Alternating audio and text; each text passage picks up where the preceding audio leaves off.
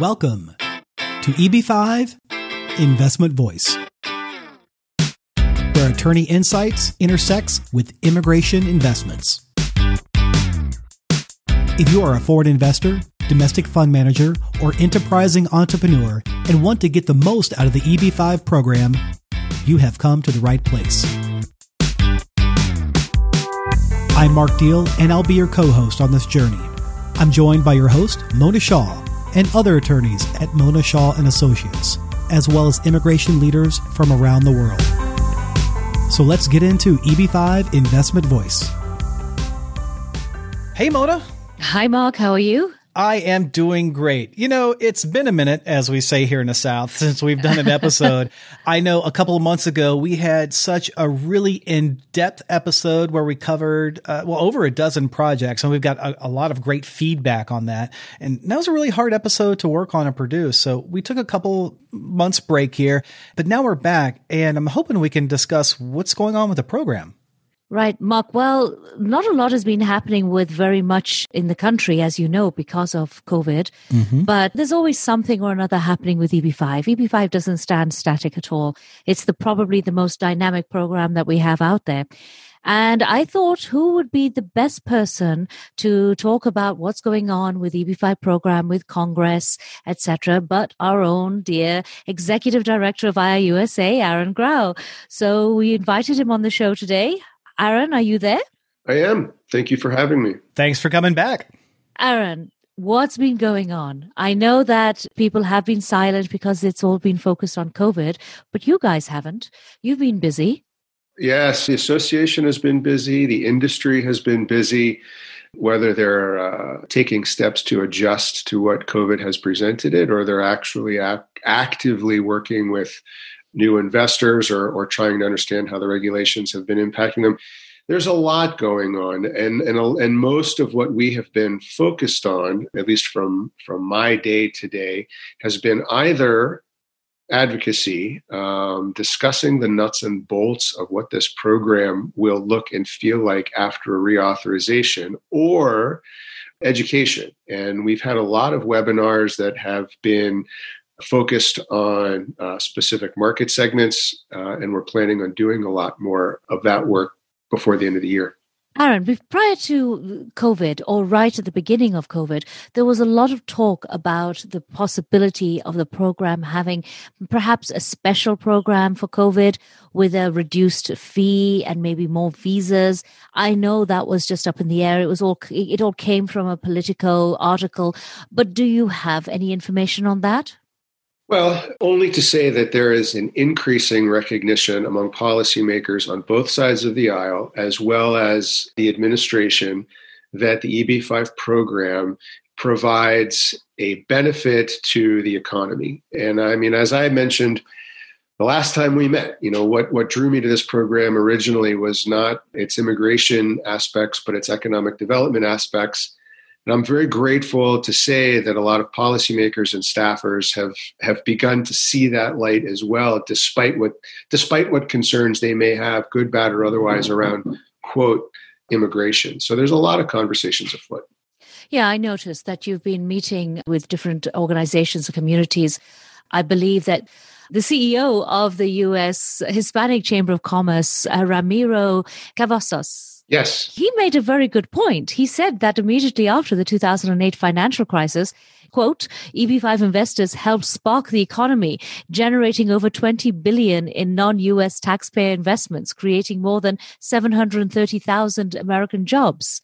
We now need that kind of spark more than ever, quote unquote. And you yourself have stated that reforming and cementing a long-term reauthorization can generate more than $9 billion annually of non-U.S. taxpayer investment. Yes.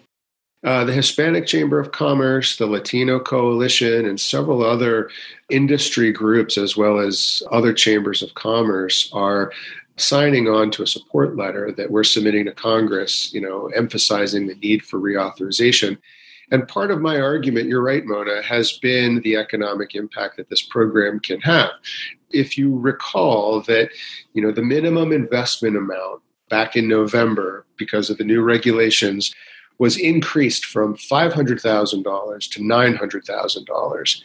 And if you assume that everybody who's going to make an investment is going to make the investment at the lower investment amount, which may or may not be true. It's probably not true. Some people will make a higher investment amount. If you take that 900,000 and you multiply it by the available, or what we feel should be the available 10,000 visas per year for the program, that's $9 billion. And that doesn't even begin to account for the catalytic impact that EB5 investments can have on a project. So some calculations have it upwards of $32 to $60 billion per year that flows into the U.S. economy, all stemming from non-tax dollars, which is just, those are real numbers. Those are real numbers. Those are real numbers. And right now, the U.S. economy can certainly use that. Yeah, those 10,000 visas, if each one had at least 10 jobs, I mean, that's 100,000 jobs. So that's also an economic benefit. Right, Mark. That is the question. Aaron, what's going on with the derivative count? Because right now, although we have 10,000 visas, we all know that the 10,000 number also counts the derivatives, meaning the wife, the children, the one wife and the children. So we're not getting 10,000. We're probably getting 3,000 or 4,000. Right. The general number is maybe a third, so 3,333. But I mean, who knows what that is from year to year. But your point is well taken. And, members of the House Judiciary Committee, as well as their staff, have acknowledged the issue around visas. I mean, they are very plain spoken about it. And they say, we get it. We understand what you're saying. Immigration, for better or worse, is a hot topic on Capitol Hill. And so before COVID, it was almost a non-starter. Before COVID, there was just, a nice pat on the head and said, we understand, Aaron, but immigration, hot button issue.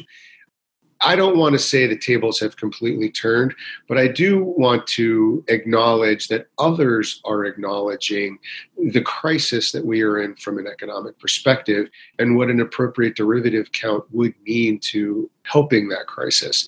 There's an unfortunate and old saying, never let a good crisis go to waste. I'm hoping that allows folks to sort of see the light as to what this program can do economically. Yeah, we need to get the information out. I think that it's so important to keep educating Congress, and you're doing a great job with that. But I have to say, I've had some conversations myself, and just even recently I spoke with Congressman McCall, and he's from Texas. I put forth what I believe, that EB5 should be bifurcated. The project part should be not with USCIS, but should be with the Chamber of Commerce, and then leave the immigration part with USCIS once the Chamber of Commerce have approved a project. I would like to see progress in that direction. Do you have any thoughts? I do. I mean, I agree with you. I don't know if I'm getting out over my skis as executive director of an association, to saying that. I'm sure there are others in our family who may have something to say, but I mean, I would advocate for what you're saying, Mona. It makes perfect sense because, as I said, going all the way back, what attracted me to this program is economic impact. That's what this is. And so I think it makes whole sense to have not only the Department of Commerce weigh in on how these projects will impact communities and to monitor them and to assure their integrity, but also they're going to be much better positioned to monitor workforce development and hiring and the catalytic impacts that these projects have. It's not the job of the Department of Homeland Security to monitor economic impact. I agree. It's not their job. I wouldn't want it to be their job. Right. Well, Aaron, there's always a dark horse in the room. And one of the big dark horses right now is the fact that COVID has negatively impacted a number of EB5 projects. And the papers have discussed it at quite length. For example, here in New York, we had a lot of press coverage about Related's project in Hudson Yards. And they're members of IIUSA. They are. I don't know how qualified I am to speak about how COVID and how, the financial sands shifting impacts a project. As go projects, so goes the status of the investors, the immigrant investors who are part of it.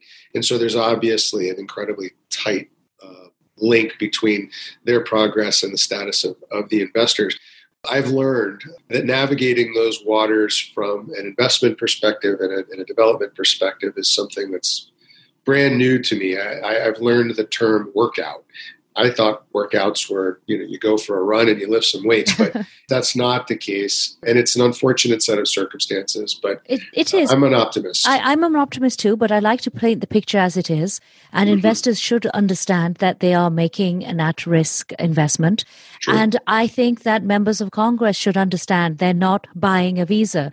They are very much taking a risk. They're looking at a project, they're looking at where it is, and there could be forces beyond their control. Sometimes that is the case, and sometimes it is something pretty obvious that it wasn't the right investment. But it's not a visa for sale. That's what the point I'm trying to make.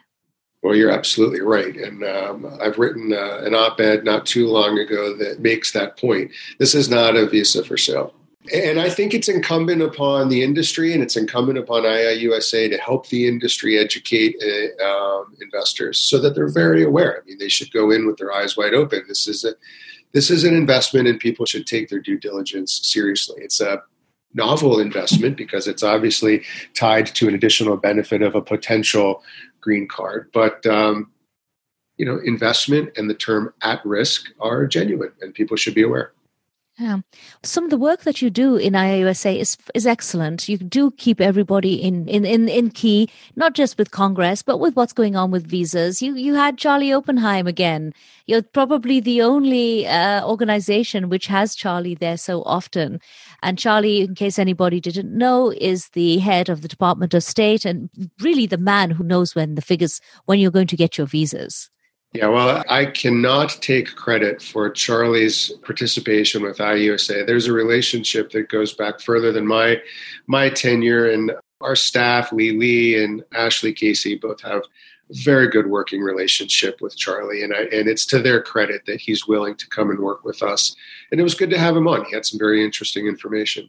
Well, his conversation certainly spurred a lot of WhatsApp and social media discussions because he did point out that India, which is one of the most popular countries right now, is current after telling us last year and the year before that we would have a 5-year backlog for Indian nationals. So that was certainly welcome and certainly brought on a lot of inquiries. He also did mention, though, that with the concerts being closed with COVID, that we are going to be facing perhaps more visas for adjustment and not so many for the concert, which is unfortunate for clients sitting overseas. Yeah, my understanding with regards to, it's not my understanding. I say it's more my supposition. So indeed, the consulates have been closed, and so fewer visa processing has taken place. The flip side of that happens to be a perhaps expected move from the White House in extending an executive order that is suspending other employment-based visa categories, which means that the visas that will not be used for those visa categories may drift down to the EB5 category, in which case we would have more visas to work with in the year to come. Now, that doesn't completely ameliorate the fact that you've got consulates that have been closed and that there are visas that haven't been processed. But it may ameliorate the fact that, if we lose those visas, we'll be gaining them elsewhere in the year to come.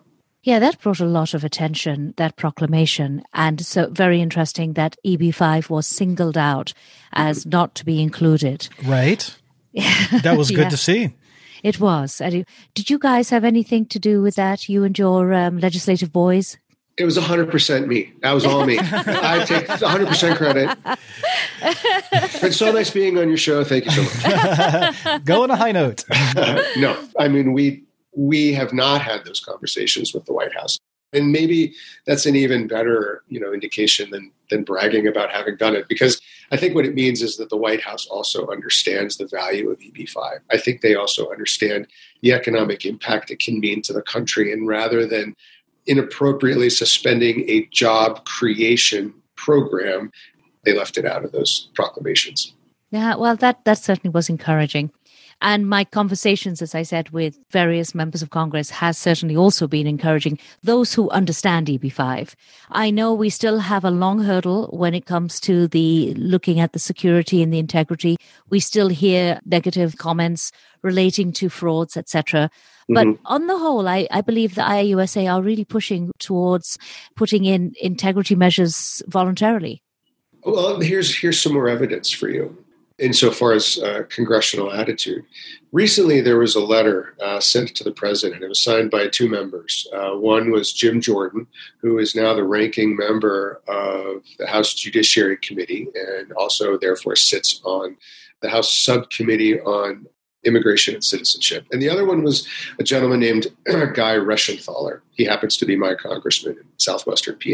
In any event, the letter encouraged or demanded, I guess, that the White House pay very specific attention to the EB5 program and specifically the fraud that is within the program, specifically having to do with Chinese investors.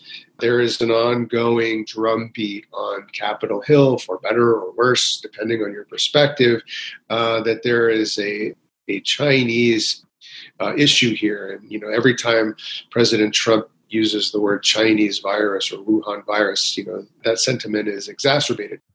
I raise this point because within the letter in which they raised concerns about Chinese investors and fraud and EB5, two very conservative members of Congress also said very clearly that this is a laudable program with laudable goals. And I think that speaks volume to the shoe leather that a lot of people have undertaken over the last 2 years to educate folks. It was good news. I mean, I don't care for the anti-Chinese sentiment. I think it's misplaced, but it was very encouraging to see two conservative members of Congress say that EB5 is laudable. That's good. Well, Aaron, I like to think that Mona and I are doing our part as well to educate those on Capitol Hill on EB5. In fact, I was just checking his stats as you were talking about the acknowledgments from the White House and everything. In Washington, D.C., I was looking at our stats. It looks like it's a number 3 country in the last 30 days as far as folks listening to the show in the U.S. I mean, there's Mumbai, India, and Buenos Aires, Argentina. Hi, folks out there. But as far as the U.S., my hometown, Atlanta, Mona's hometown, New York, we're far down. I don't even see Atlanta on there. I think New York, we're number 10, but Washington, D.C., number 3. So folks are listening, and hopefully they'll continue listening, and this will help. I hope so. The more that we can repeat ourselves over and over and over again, the better. I mean, that's just messaging 101. And if they're listening, that's great. Aaron, nothing is perfect. There are other immigration arms have been there from the outset, and there has been fraud and there has been misuse in every section, in every department, in EB2s and EB3s. We can't avoid that. We can only do our best. And I think we have so many projects which we can really show where we have really brought out the best of EB5. Unfortunately, it's not newsworthy enough for many of these newspapers. You're right. I was just about to say that. Good news doesn't sell. So unfortunately, we don't get the kind of coverage that we want to on our big success stories. And there are many, many, many, many of them. And Mona, to your point as well, about there being fraud. Hey, newsflash, you can't avoid it. We're talking, as we said earlier in the show, we're talking about real money here. Yes. And anytime those values are in play within a program, I hate to say it, but it's the truth. You're going to have some folks who are going to try to game the system. And I'll say this as well. To the extent there is fraud in EB5, I want people to stop blaming the investors. Right. It's not the investors. There are folks in business here in the United States who need to be called to task. I was reading about oversight committees that were established even in the Truman administration to take a look at, what abuses have been happening in the War Department consequent to World War II. Look, if you're going to point to fraud, how about Medicare fraud? Yes, should we get rid of Medicare? Yes. Should we get rid of the Department of Defense because there's fraud? It's a silly one. Yeah, the $300 screwdriver. I hear you. Right.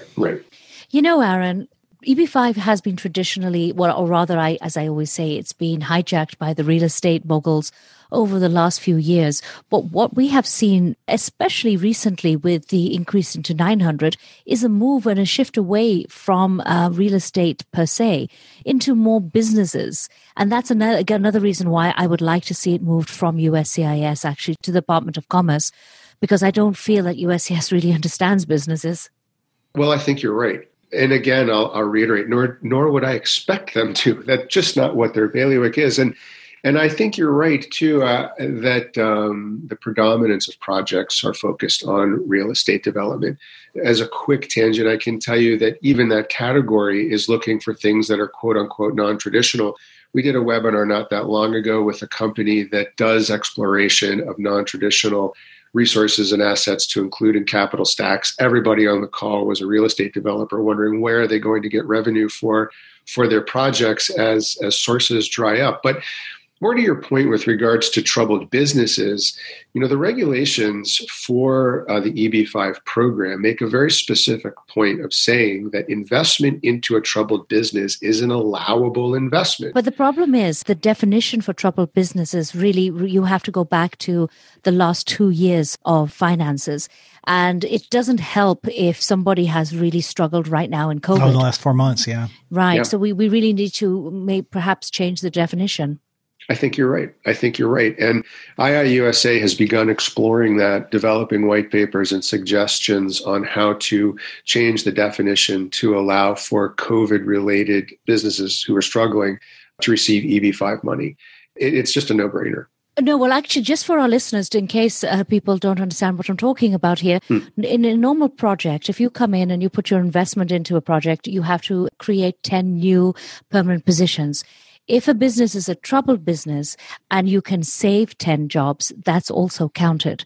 So normally you don't save jobs. So if you come into a running business, you can't count those jobs, but you can if it's a troubled business. But again, we have to meet USCIS's definition of troubled business. And that's been a challenge and pretty hard to do in the past, hasn't it, Mona? Yeah, it's not the most easiest to do. Yeah. And also people have not really gone into troubled businesses as much, not invested, because if something has been in trouble for 2 years, they really don't see that much value in that. Whereas if something has gone into trouble over the last 6 months, say it might be an amazing restaurant, but they've just been closed because of COVID, it makes perfect sense to bring them into this category.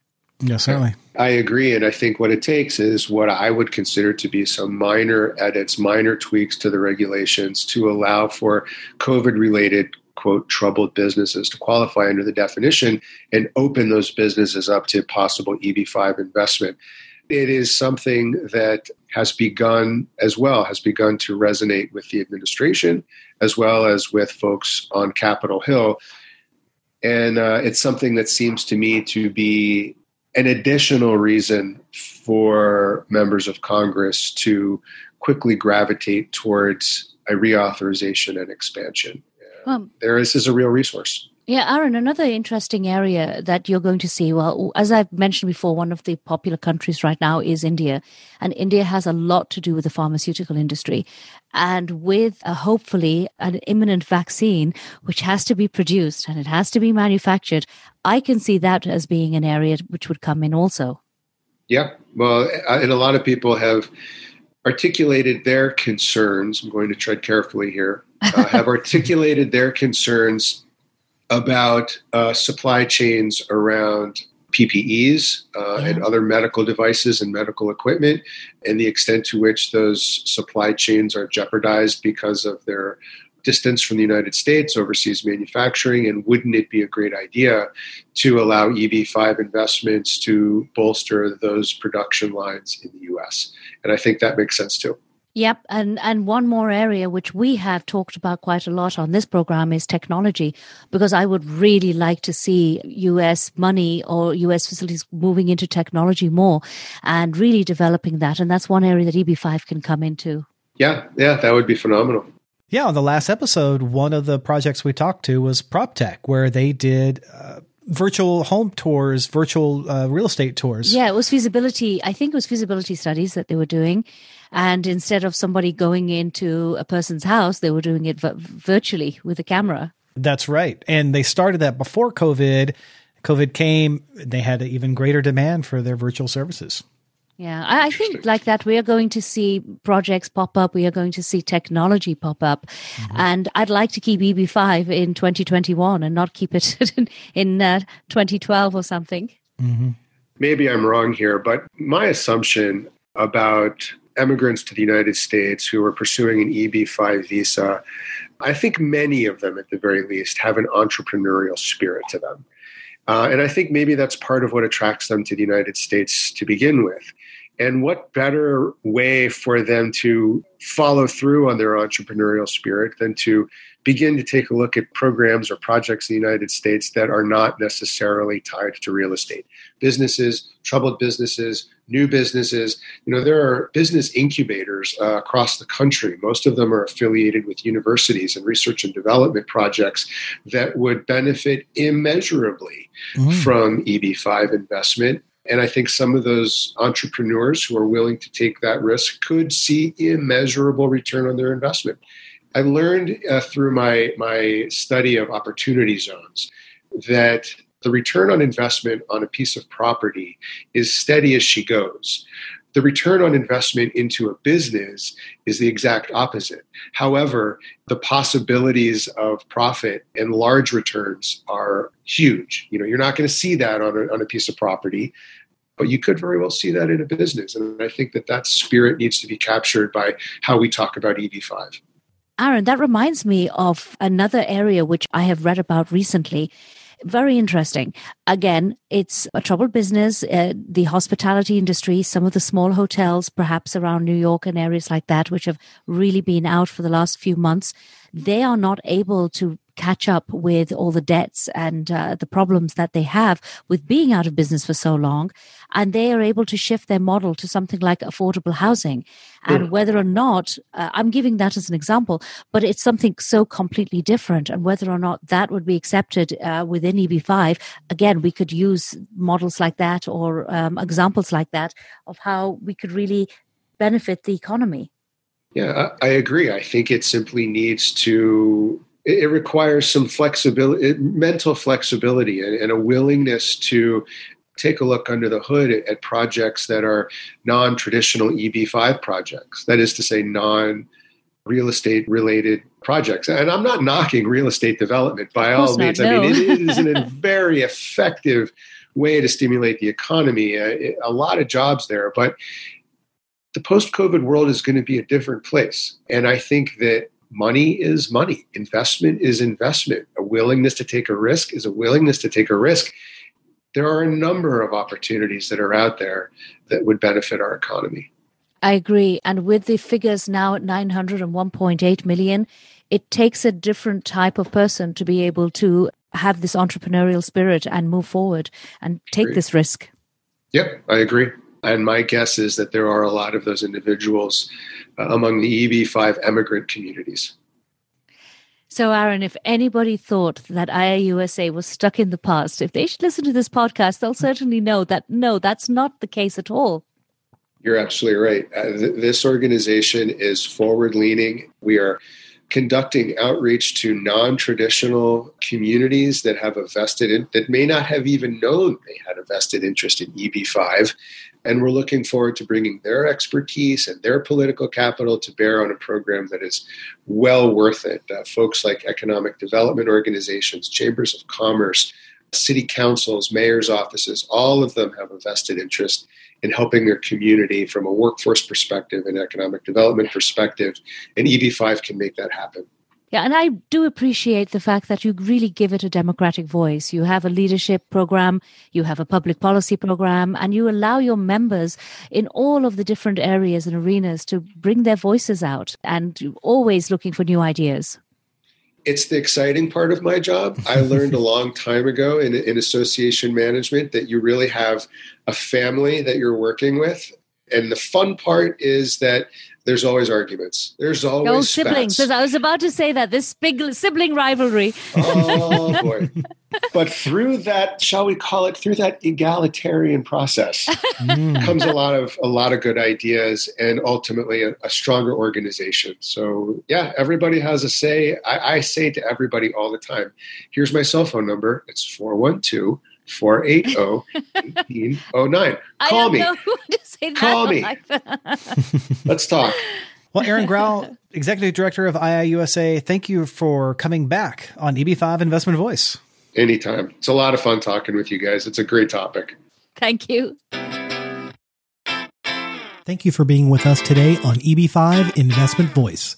The topics presented in this podcast is informational in nature and is not to be taken as specific legal advice. If you have questions on the topics presented in this episode or other investment immigration needs, please contact Mona Shaw and Associates. Mona and her attorney staff can be reached at mshawlaw.com. That's mshawlaw.com. Make sure you don't miss our next episode focusing on a different aspect of the EB5 program by subscribing to the podcast. While you're at it, leave us a rating on iTunes. If you really found this episode valuable, share it with someone else that could benefit from this information. Until then, I'll see you on the next episode of EB5 Investment Voice.